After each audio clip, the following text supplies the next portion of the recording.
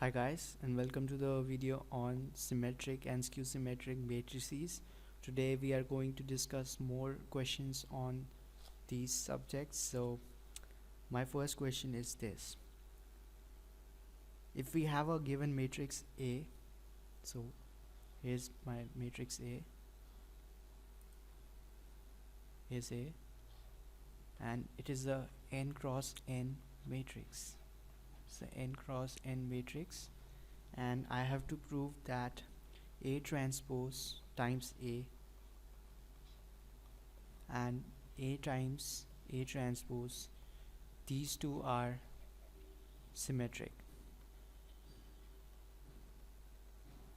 So if you recall the property of symmetric matrix, if let's say that we have a matrix Y and we take its transpose, if we take Y transpose and both of these are equal, then these two are symmetric. So let's say this is Z and this is equal to A transpose times A, and if we take its transpose, this is going to equal to, and we are using that property here. Let me write it down. We're using that property. If we have A times B whole transpose, this is going to be equal to B transpose times A transpose. We are using that property right here. So this is going to be equal to A transpose times A. Now this was our starting matrix, and this is the matrix when Y took its transpose. So Z transpose is equal to this. So these two are the same. What that means is that Z is a symmetric matrix. Now let's do that for the second one. Let's do that for this. Let's say this is Y, and Y is equal to A times A transpose, and I want to calculate Y transpose. This is going to be equal to A times A transpose, right?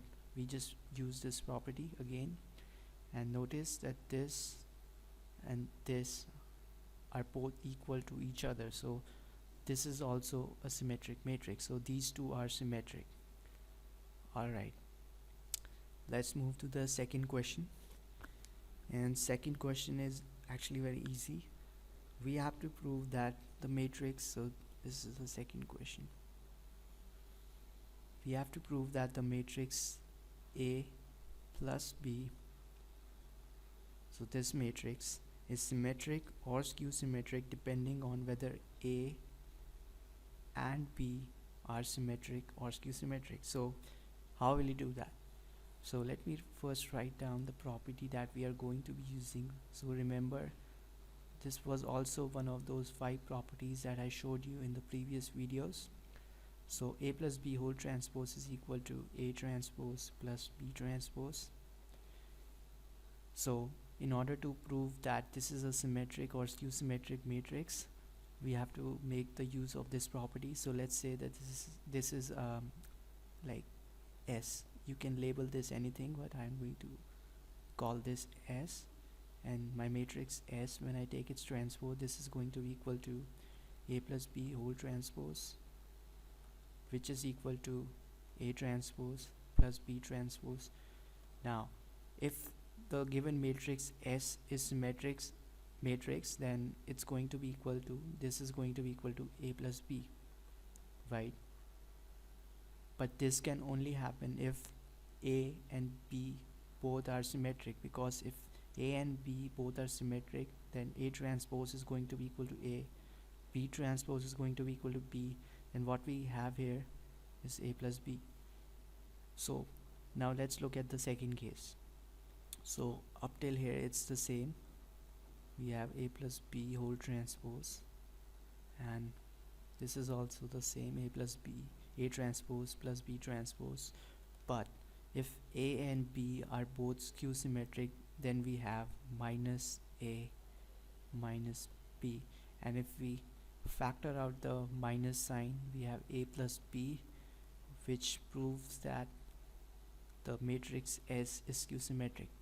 So we just showed that if A and B are symmetric, then A plus B is symmetric. If A and B are skew symmetric, then A plus B is skew symmetric. So I want to move on the third question here.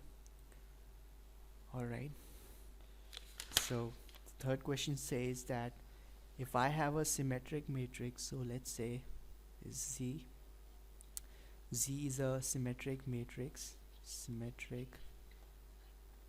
matrix, and I want to show that C raised to the power P is also a symmetric matrix where P is an positive integral power. So this is going to be equal to Z times Z times Z, like till P times, right?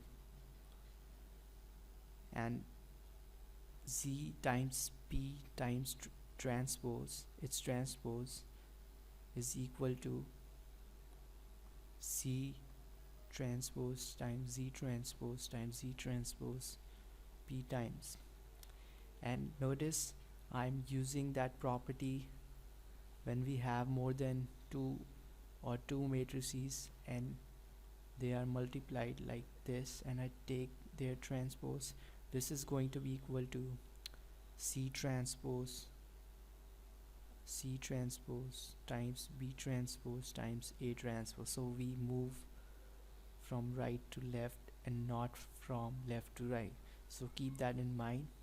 It doesn't matter in this case because we are only using one matrix. So in this case A is equal to B is equal to C, like that. So this is going to be equal to Z times Z times Z times Z, like P times, if and only if Z is a symmetric matrix. But Z is already a symmetric matrix, which is given in the problem. So we just proved that Z raised to the power P is also a symmetric matrix.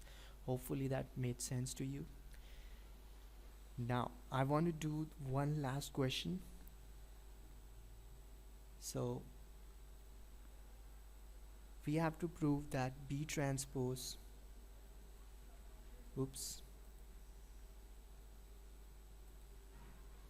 we have to prove that B transpose times AB is symmetric or skew symmetric, depending on whether A is symmetric or skew symmetric. So this depends on this. So if A is symmetric, this is symmetric. If A is skew symmetric, then this is skew symmetric. So how will you do that? So first of all, for simplicity, let's call this I don't know, maybe I should use W. This is W, B transpose times A times B. So this is my matrix W. Let's calculate W transpose. This is going to be equal to B transpose times A times B whole transpose, right? And now recall that property when we have more than two matrices, when they're multiplied to each other and we take their transpose, we go from right to left. So this is going to be equal to B transpose times A transpose times B.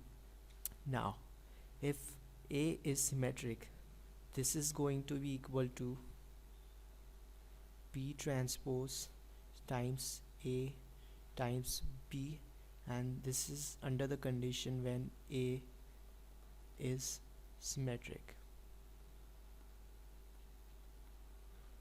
Now notice this and this are equal to each other. So what that means is when A is symmetric, B transpose times A times B is also symmetric.